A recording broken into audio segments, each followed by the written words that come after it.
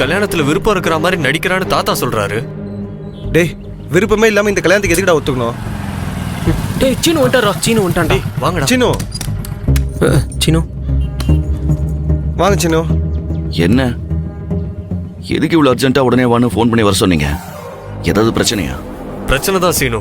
ஆனா அது வரத்துக்குள்ள தடுக்கணும். அதுக்காக தான் உங்களை வர சொன்னோம். எனக்கு நீங்க சொல்றது எதுவுமே புரியல. என்ன எதுக்காக கூப்பிட்டீங்க? ரஞ்சனி கல்யாணத்தை பத்தி விசாரிக்குதான்.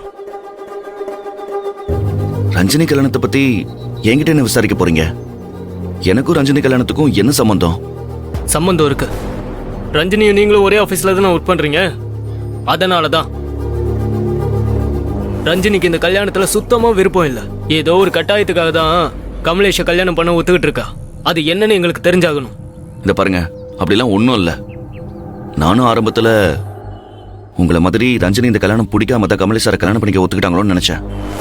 ஆனா ரஞ்சினி கிட்ட கேட்கும்போது கமலேஷை பிடிச்சு போய் தான் கல்யாணம் பண்ணிக்க போறேன்னு சொல்றாங்க.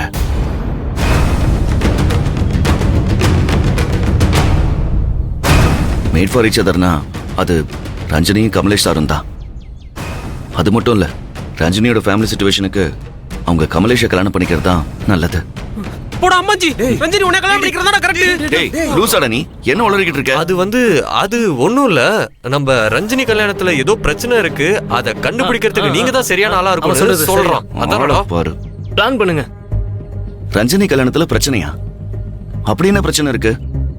ரஞ்சினிய உங்க எல்லாரையும் விட எங்களுக்கு நல்லா தெரியும். ரஞ்சினி பேருக்கு தான் கமலேஷ பிடிக்குதுன்னு சொல்றா. ஆனா அவ மனசுக்குள்ள வேற என்னமோ ஓடிக்கிட்டு இருக்கு சீனு. விருப்பம் இல்லாம ஏதோ ஒரு காரணத்துக்காக தான் அவ அந்த கல்யாணத்தை ஒத்துக்கிட்டா. அத முதல்ல என்னன்னு கண்டுபிடிக்கணும்.